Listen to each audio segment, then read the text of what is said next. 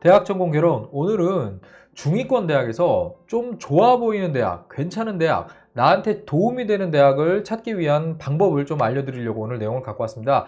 제가 좀 개인적 일정 때문에 자료를 최근에 많이 못 올렸는데 오늘 영상을 통해서 대학을 고를 때 전공을 고르는 게 제가 중요하다는 이야기를 드렸지만 학교도 사실 중요한 부분이 있거든요. 자, 그 학교 근데 보통 뭐 스카이 좋은 거 누구나 다 알죠. 자, 그런데 중위권 대학에서는요, 어느 대학이 좋은지 사실 입시 컨설턴트 분들이나 학교 선생님들 여쭤보면요, 그분들도 보통 나온 대학이 있고 본인이 가본 대학이 적기 때문에 뭐라고 뚜렷이 얘기는 못해요. 그냥 인터넷에서 나오는 정보들이나 자료들 보면서 이야기할 수밖에 없는데 저는 취업 강의를 많이 하고 있고요. 또 취업과 관련된 특강 정말 많이 하거든요. 그래서 제가 전에 한번 제 방송에서 전국에 진짜 웬만한 대학 다 가봤다 전문대까지 포함해가지고 제가 이야기 드린 적이 있습니다. 그리고 저는 충남권의 모 대학의 교수로 일도 해본 적이 있기 때문에 이 부분은 좀 많이 자세하게 얘기해 드릴 수가 있을 것 같아서 오늘 내용을 좀 준비해 봤습니다. 자, 기본적으로는요.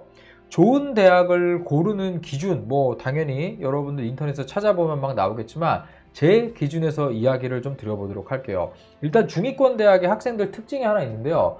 일단 최근에 좀 비대면 수업을 계속 했기 때문에 여러분들이 이 비대면 수업이 어떻게 운영되었는지 좀 질을 좀 따져볼 게 있습니다. 어떤 학교들은요, 보통은 LMS라고 합니다. 러닝 매니지먼트 시스템. 자, 이게 학교에서 가지고 있는 시스템으로 보통 수업을 진행을 하는데 상당히 잘 되어 있는 학교는요, 학교 계정에 연동이 돼 가지고요, 비대면 수업이라던가 또는 혼합 수업, 하이브리드 수업이라고도 합니다. 요즘에 하이브리드 수업, 그리고 뭐 과제 제출, 그리고 줌 같은 이 어플리케이션을 활용한 수업 접속부터 시작해 가지고요, 이 모든 게 하나의 사이트에 딱 들어가고요, 통합적으로 운영되는 학교들이 있습니다. 그런데 이게 잘 운영되지 않은 학교들은요, 전부 따로 놀아요. 학교에서 그만큼 얼마나 코로나 시국에 비대면 수업을 잘 준비를 했고 학생들한테 투자를 했는가를 엿볼 수가 있는 거죠. 자, 그래서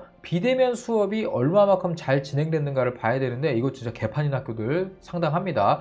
그런데 지금 2022년 2학기를 기준으로는요, 거의 전국의 모든 대학이요, 대면 수업으로 지금 전환이 됐습니다.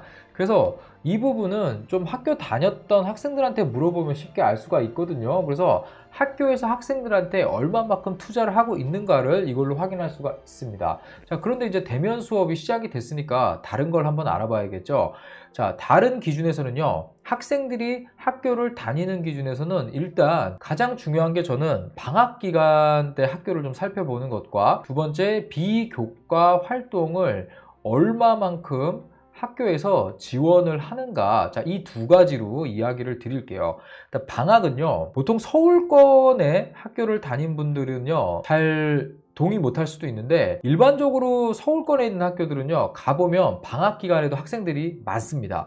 그래서 학교에 이거를 저는 이제 정주 시간이라고 표현을 하는데 정주 시간이 길어요.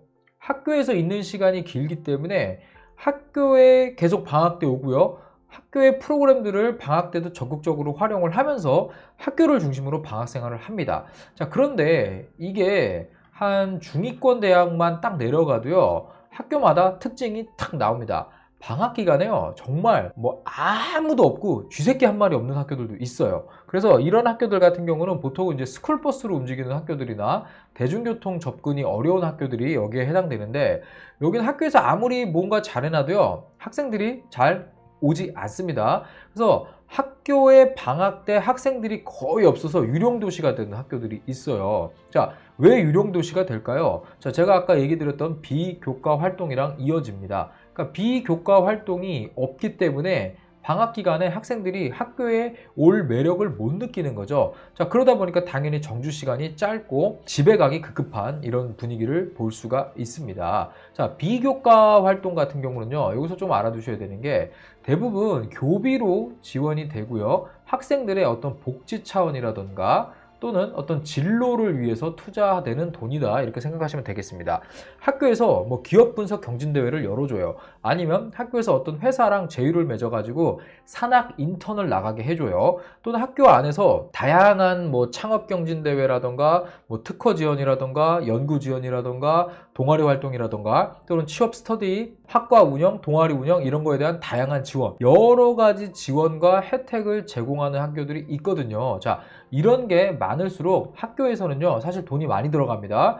그리고 돈이 들어가지만 이게 어느 정도 자율적으로 또 움직여야 돼요. 학교 안에서 자율적으로 학생들이 움직이고 돌아가는 게 학교에서 일부 지원이 돼갖고 상당히 효과적으로 돌아가는 모습을 보여주는 거죠. 지방에 있는 학교나 중위권 학교들 중에서도요, 이걸 상당히 신경 쓰는 학교들이 있어요. 그래서 이런 학교들은 방학 때 아무리 중위권 학교라 해도요, 학생들이 학교에 있고요, 프로그램이 돌아가고요, 학교에서 뭐 한다 그러면 학생들이 몰립니다. 자, 그래서 똑같은 레벨에 있는 학교라 하더라도요, 얼마만큼 방학 기간에 학생들이 있고 또 비교과 활동이 돌아가는지를 잘 보셔야 됩니다. 일단 비교과 활동은요, 기본적으로 진로와 취업과 관련된 활동들이 상당히 많이 있어요.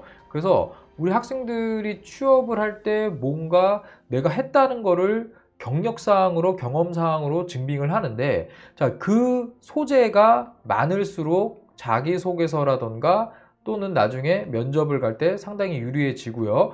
또 우리가 보통 복수 전공이나 뭐 부전공이나 이렇게 교과 영역에서 움직이는 지원도 있지만, 여기에다가 플러스 다른 엑스트라 활동들이 더해져서 내가 대학 생활을 취업을 위해서, 진로 준비를 위해서, 사회 진출 준비를 위해서 상당히 노력해 왔음을 글과 말로써 면접관을 설득하는 게 취업하는 길이겠죠. 자, 이러한 부분들을 많이 못했다, 내가 부족하다, 자, 그러면 취업이 상당히 어려워지게 되겠죠. 그러면 다시 원점으로 돌아와서 고등학교에서 대학을 들어갈 때 학교를 선택하는 기준에 사실 4년 동안 취업을 위해서 어느 정도 내가 예상을 하고 준비를 하기 위해서 대학을 고르고 전공을 고르는 거잖아요. 자, 그래서 학교들마다 이러한 특징들이 있습니다. 자, 보통 접근이 나쁘고 학교에 활동이 없는 조금 하위권 대학들, 제가 조금 얘기를 드리자면요, 제가 강의를 갔었는데요, 수업이 4시 50분에 끝나는데 스쿨버스라고 하죠. 스쿨버스가 4시 30분인 거예요.